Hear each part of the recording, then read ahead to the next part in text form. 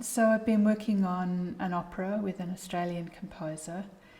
That work is at the nitty-gritty stage, so I'm pretty much completed with my major work on the libretto, and that is a piece called Three Marys, and the composer is Andrée Greenwell, Australian composer Andrée Greenwell, and it's inspired by the medieval legend of the Three Marys, who apparently were exiled in a boat and pushed out to sea across the Mediterranean. And so we wanted to make a story about three generations of women together in a boat, and also the resonance of that story with today, because so many people are still crossing the Mediterranean, fleeing from various kinds of persecution from all backgrounds, you know, across that same ocean. So the opera also has a children's chorus, who are all the refugee children who've drowned in that sea between antiquity and today. So we're kind of making links between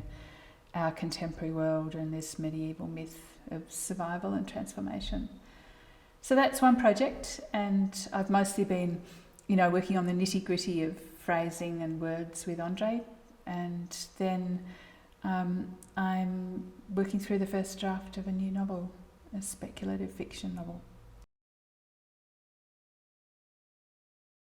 Oh, it's fantastic. It's like playing three-dimensional chess or something, I think.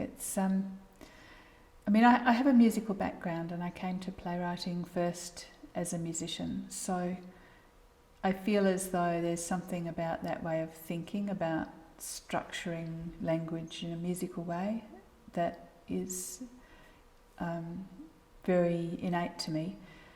But then I think I just really love the collaboration, because Andrée thinks really differently to me. And so I'll be thinking about the overall drama of a piece, and she'll be thinking about word placement and about whether we could have a different vowel sound at the end of the line, or whether we could have two more lines here so that it would echo with this or that. And so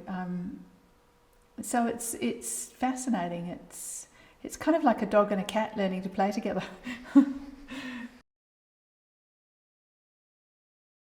You know, I'd love to say I had a clear idea, but I didn't. I really sort of stumbled into it. And again, you know, I lived a sort of very indie music, cabaret, troubadour sort of life in my youth in Australia. So I was in performing groups, and I was in bands, and they were all kind of self-put together things. And at a certain point I thought, the writing's always really bad. I could do it better than that, you know. So I started becoming more the wordsmith for our groups, and then I wrote a play that actually got picked up and did really well. And so then people started thinking I was a playwright, and so I did too. And then I got into a course in the US to do graduate study in playwriting, and then that was kind of a track, I guess. But I've always seen myself as someone who is pretty fluid between fields, and really I think of myself as a writer first and foremost, and a playwright because that's where I happen to be. You know, playwrights like Carol Churchill and Edward Bond and that kind of generation of political playwrights are really exciting aesthetically, because they sort of have this understanding that the structure of how life appears and how you think is political. So she was a really powerful early influence, and Sarah Kane, who just completely blew my mind. And in the US, Maria Irene Fornes was really inspiring to me, the Cuban-American playwright. And partly because she was a visual artist who crossed over into playwriting, and partly because she was just all about the joy.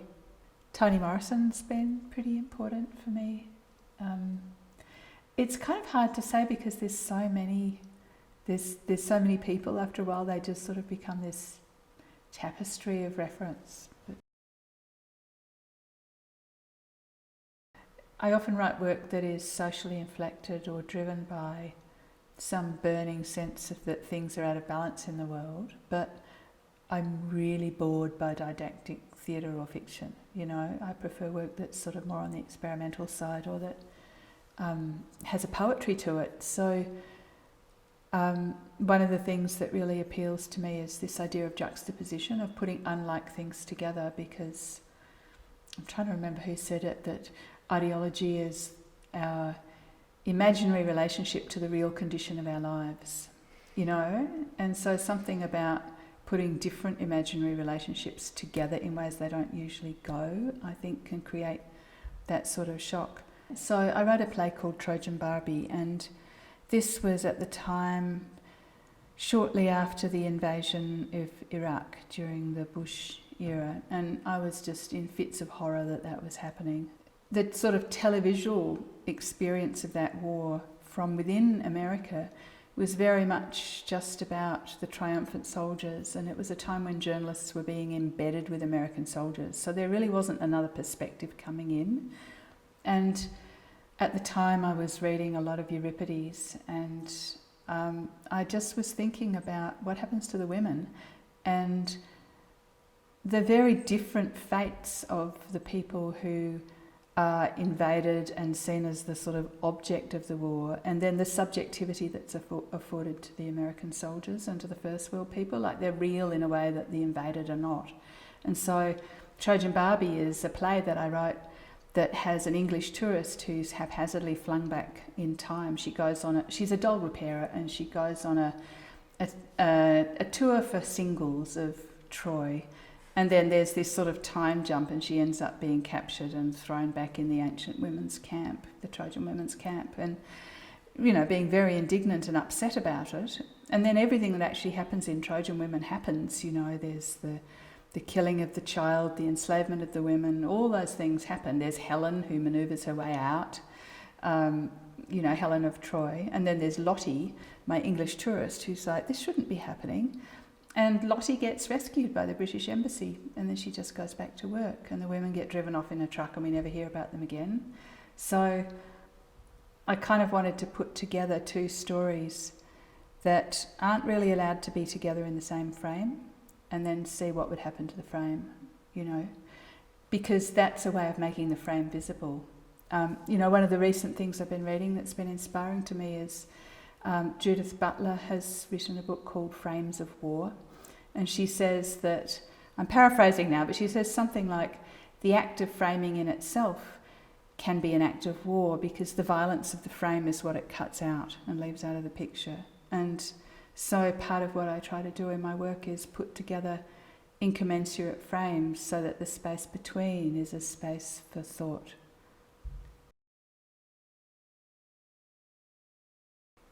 Yeah, I mean, I think when I was a child, books were my way into another world, and that was so important to me. And it wasn't really until I was a teenager that I really realised that women write books too. So for me, discovering Ursula Le Guin was a really big deal, you know, because not only is she an amazing writer, but she imagines things otherwise, you know. So The Left Hand of Darkness was a really important book for me. Doris Lessing was really important for me too. I read a ton of her books when I was younger, and I kind of really liked the science fiction series, the sort of lesser known sci-fi ones that she did. And then in terms of my own writing life, I think undergraduate courses I took in writing, I only took one or two, but I just completely fell in love with them, and they were run by two women, Anna Gibbs and Leslie Stern, Australian academics and creative people. Yeah, and then when I went to Brown, Paula Vogel had just left, but she was sort of cycling back in, and she was very inspiring to me. I wouldn't say that our aesthetics are so aligned, but I think her politics are amazing, her generosity to other writers are amazing, and her just kind of used car saleswoman smarts about, let's go out there and get this done, and if we don't move the culture, no one's going to, you know. So she was an amazingly inspiring person to me, and she still is. And also a model of generosity, incredible generosity. I just thought of more people that inspire me. So someone who's been a really big deal for me is the Serbian theatre director Dijana Milosevic, and her theatre company, Da Teatr, and her colleagues Maja Mitic and Sanja Kurcianovic.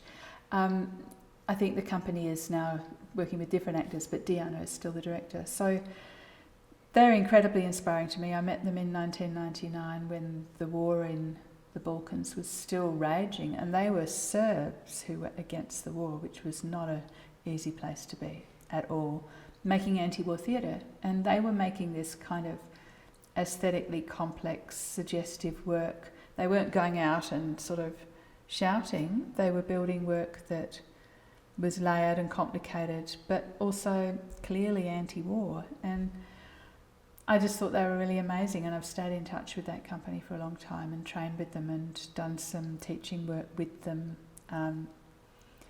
But they're like an image of, for me, they're an example of longevity, of a women-centred company that is based in an aesthetic approach and a politics that stays the same even when everything else moves and changes. Yeah, so... And also that they have a really good time. They go out and they eat and they drink and they have fun, even though they work really hard. And I don't think Americans do that enough.